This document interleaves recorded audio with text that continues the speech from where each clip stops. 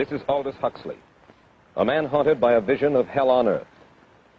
A searing social critic, Mr. Huxley, 27 years ago, wrote Brave New World, a novel that predicted that someday the entire world would live under a frightful dictatorship. Today, Mr. Huxley says that his fictional world of horror is probably just around the corner for all of us. We'll find out why in a moment. The Mike Wallace Interview, presented by the American Broadcasting Company in association with the Fund for the Republic, brings you a special television series discussing the problems of survival and freedom in America. Good evening. I'm Mike Wallace. Tonight's guest, Aldous Huxley, is a man of letters, as disturbing as he is distinguished.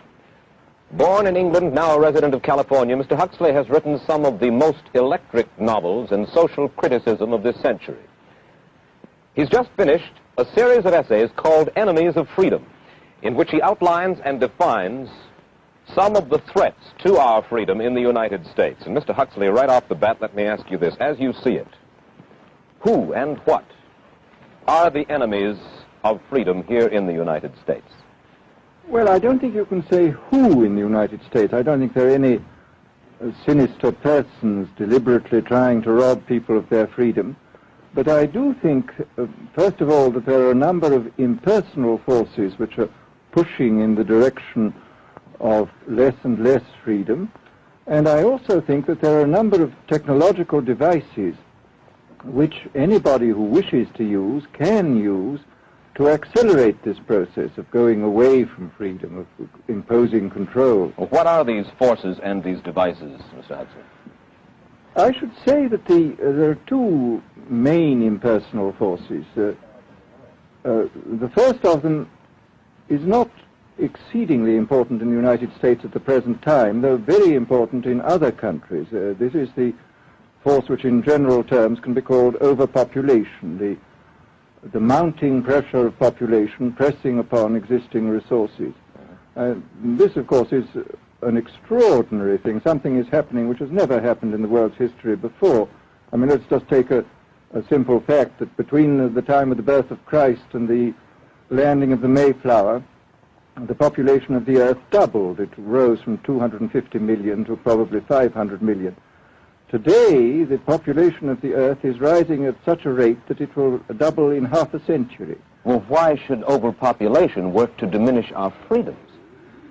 Well, in a number of ways. I mean, the experts in the field, like Harrison Brown, for example, pointed out that in the underdeveloped countries, actually the standard of living is at present falling, that people have less to eat and less goods per capita than they had 50 years ago. And as the position of these countries, the economic position, becomes more and more precarious, obviously the central government has to take over more and more responsibility for keeping the ship of state on an even keel. And then, of course, you're likely to get social unrest under such conditions, with again an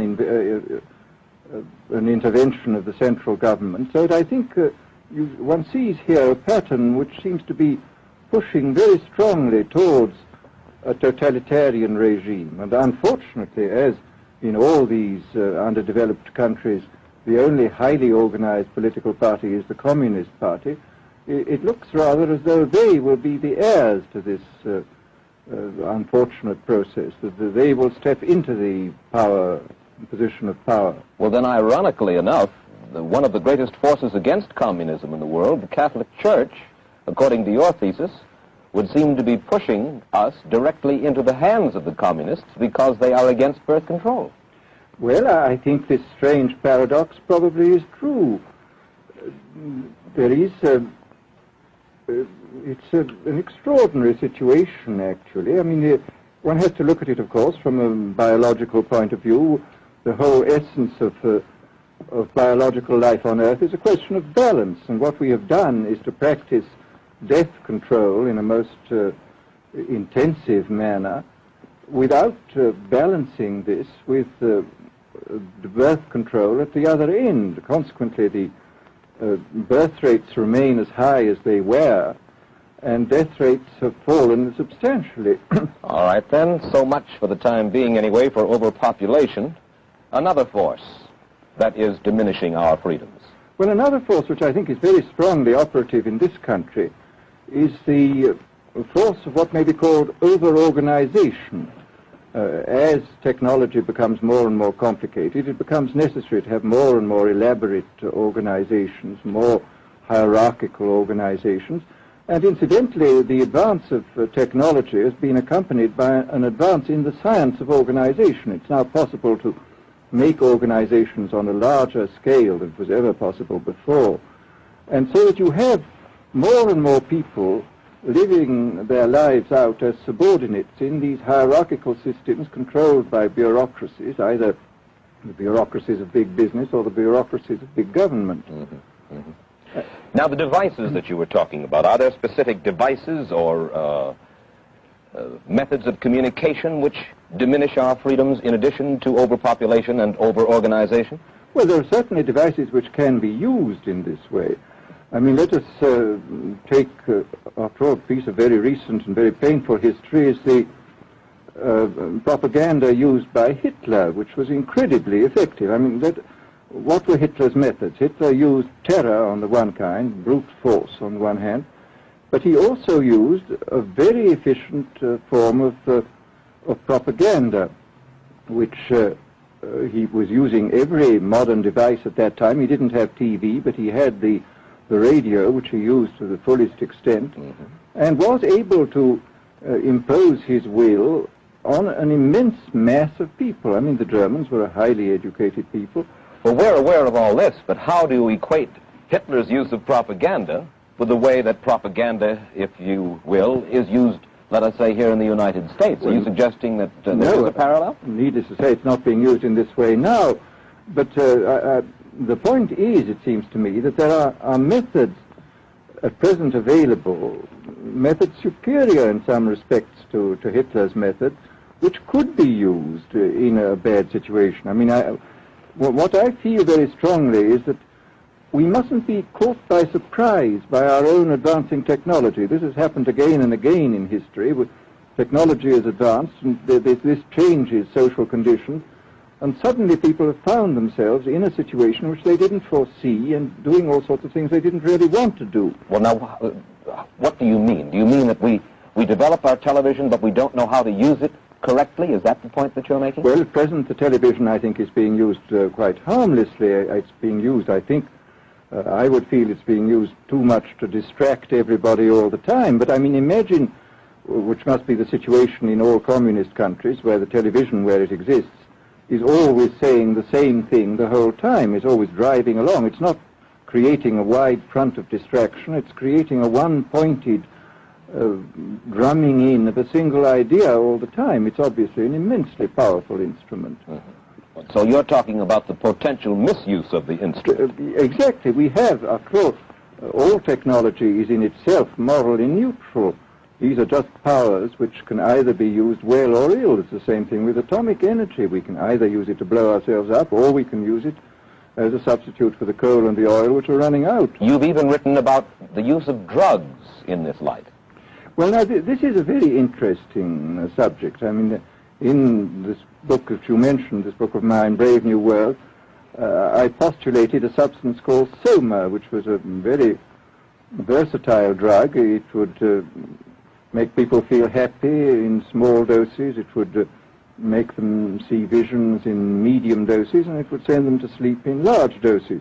Well, I don't think such a drug exists now, nor do I think it will ever exist, but we do have drugs which will do some of these things, and I think it's quite on the cards that we may have drugs which will profoundly change our mental states without doing us any harm. I mean, this is the pharmacological revolution which has taken place, that we have now powerful mind-changing drugs which, physiologically speaking, are almost costless. I mean, they are not like opium or like cocaine, which do change the state of mind, but leave terrible results physiologically and morally. Mr. Huxley, in your new essays, you state that these various enemies of freedom, are pushing us toward a real-life, brave new world, and you say that it's awaiting us just around the corner. First of all, can you detail for us what life in this brave new world which you fear so much, or what life might be like? Well, to start with, I think this kind of the dictatorship of the future, I think will be very unlike the dictatorships which we've been familiar with in the immediate past. I mean, take another book prophesying the future, which was a very remarkable book, George Orwell's 1984. Mm-hmm. Well, this book was written at the height of the Stalinist regime and just after the Hitler regime. And there he foresaw a dictatorship using entirely the methods of terror, the methods of physical violence. Now, I think what is going to happen in the future is the dictators will find, as the old saying goes, that you can do everything with bayonets except sit on them. That if you want to preserve your power indefinitely, you have to get the consent of the ruled. And this they will do partly by drugs, as I foresaw in Brave New World, partly by these new techniques of propaganda. They will do it by bypassing the sort of rational side of man and appealing to his subconscious and his deeper emotions and his physiology even, and so making him actually love his slavery. I mean, I think this is the danger, that actually people may be in some ways happy under the new regime, but they will be happy in a situation where they oughtn't to be happy. But let me ask you this. You're talking about a world that could take place within the confines of a totalitarian state. Let's become more immediate, more urgent about it. We believe, anyway, that we live in democracy here in the United States. Do you believe that this brave new world that you talk about could, let's say in the next quarter century, the next century, could come here to our shores? I think it could. I mean, that's why I feel it's so extremely important here and now to start thinking about these problems, not to let ourselves be taken by surprise by the new advances in technology. I mean, for example, in regard to the use of the drugs, we know there's enough evidence now for us to be able, on the basis of this evidence and using a certain amount of creative imagination, to foresee the kind of uses which could be made by people of bad will with these things, and to attempt to forestall this. And in the same way, I think with these other methods of propaganda, we can foresee and we can do a good deal to forestall. I mean, after all, the price of freedom is eternal vigilance. You write in Enemies of Freedom, you write specifically about the United States. You say this, writing about American political campaigns.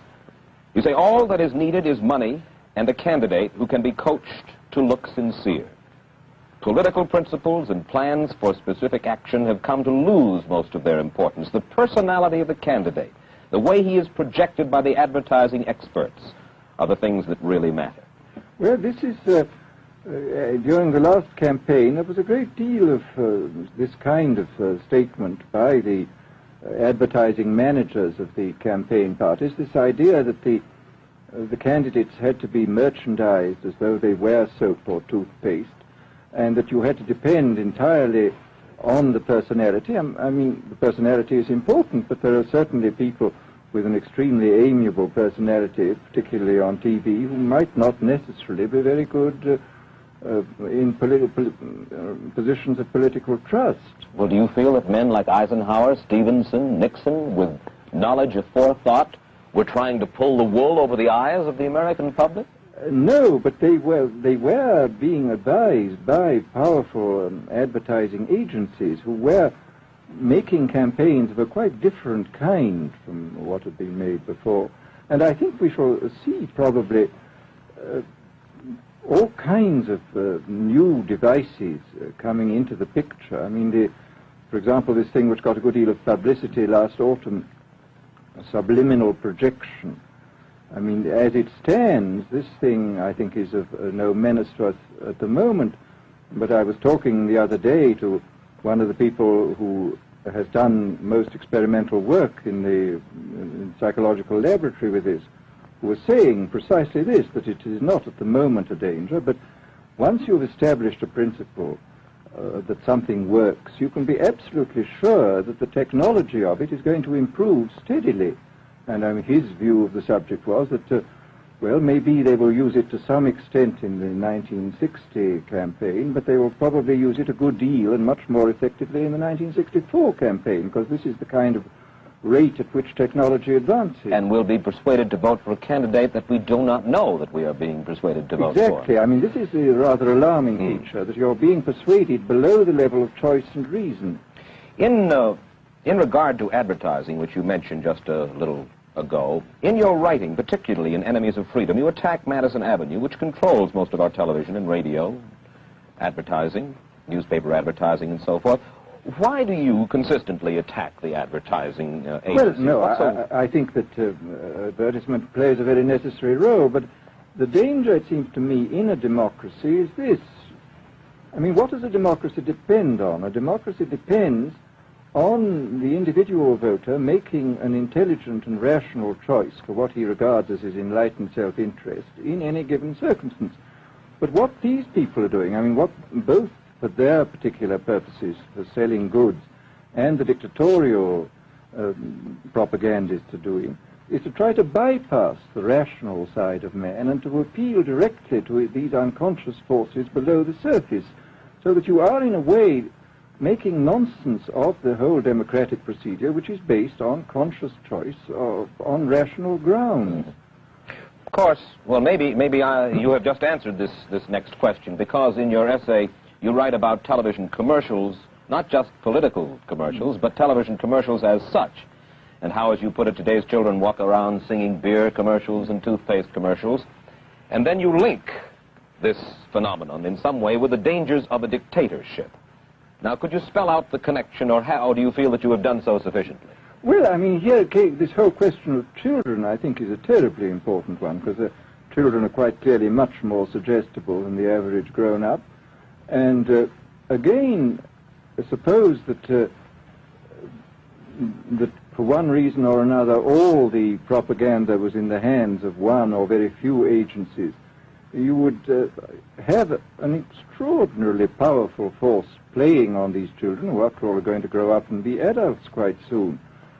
I do think that this is not an immediate threat, but it remains a possible threat. And you said something to the effect in your essay that the children of Europe used to be called cannon fodder, and here in the United States they are television and radio fodder.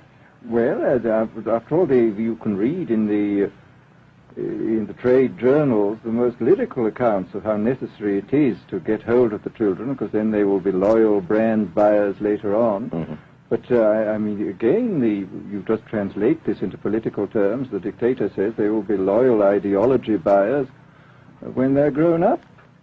We hear so much about brainwashing as used by the communists.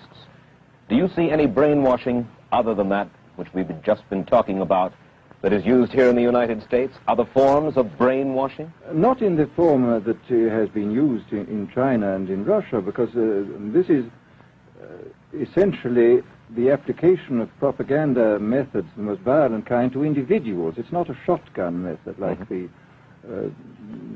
advertising method. It's a way of getting hold of the person and playing both on his physiology and his psychology till he really breaks down, and then you can implant a new idea in his head.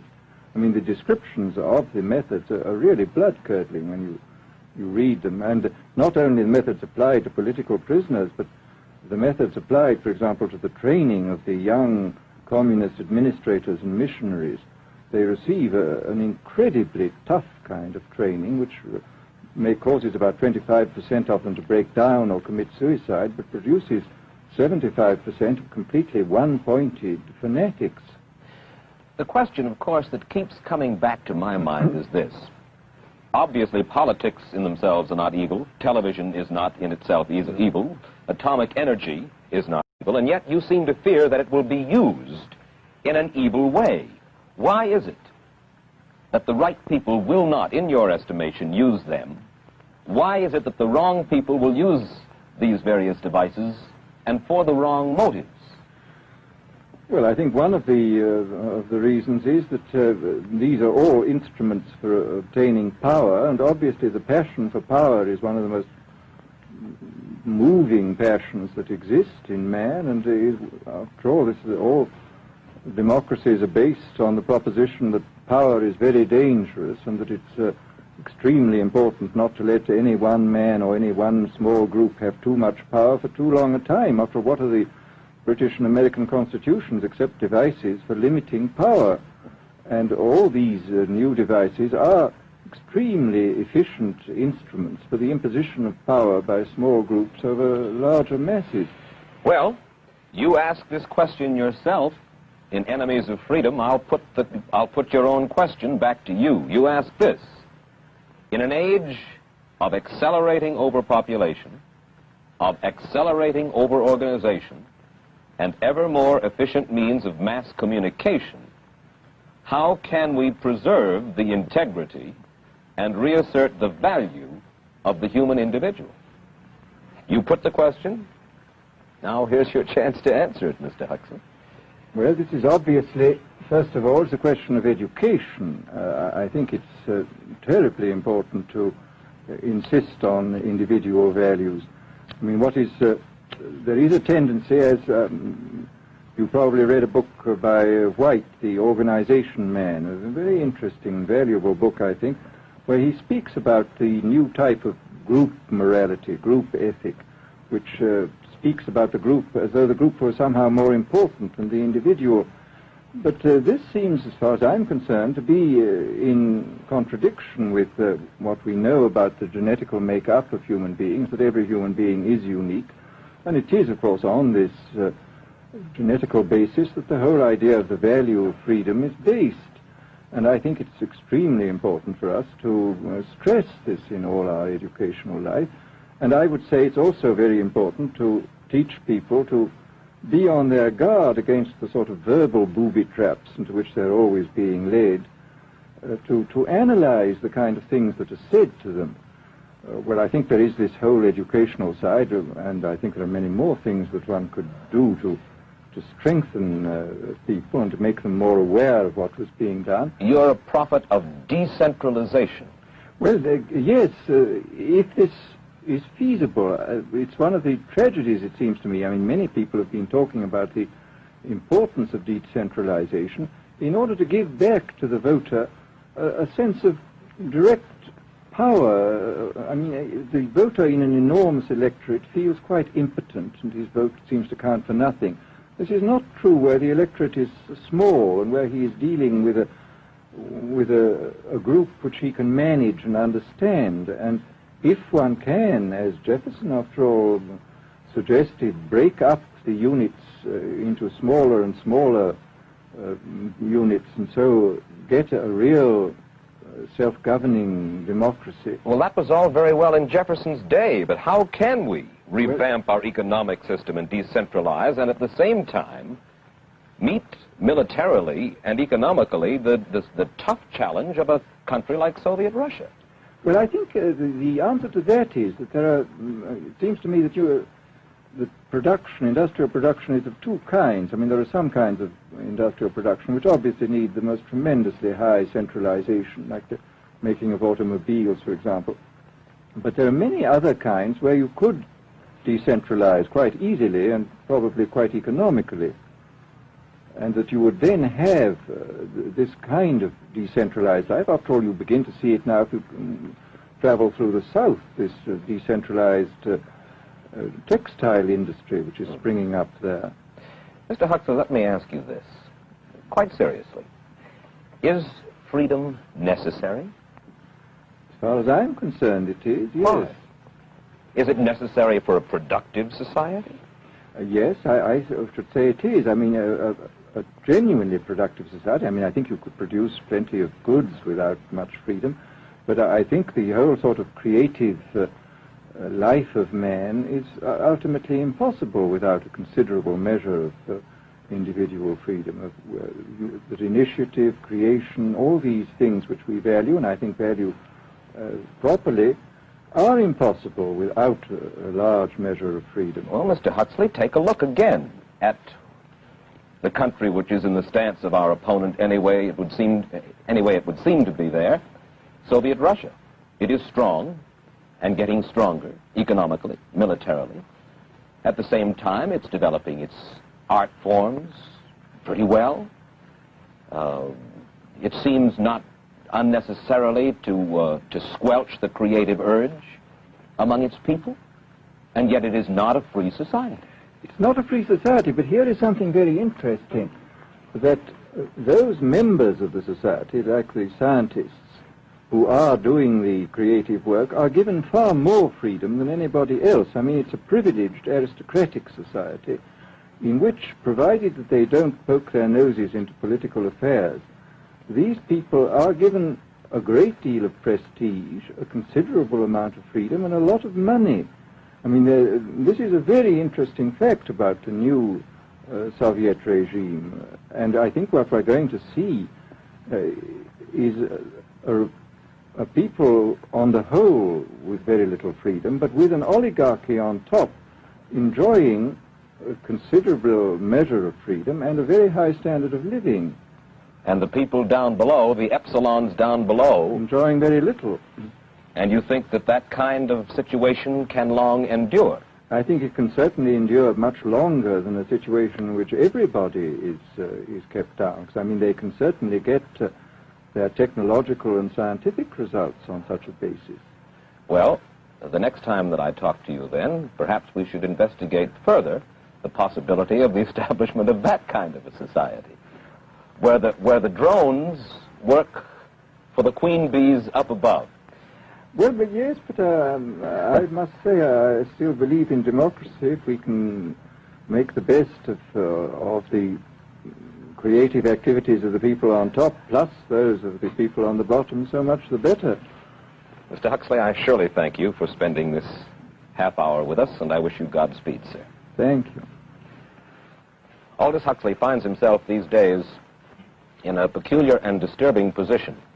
A quarter of a century after prophesying an authoritarian state in which people were reduced to ciphers, he can point at Soviet Russia and say, "I told you so." The crucial question, as he sees it now, is whether the so-called free world is shortly going to give Mr. Huxley the further dubious satisfaction of saying the same thing about us.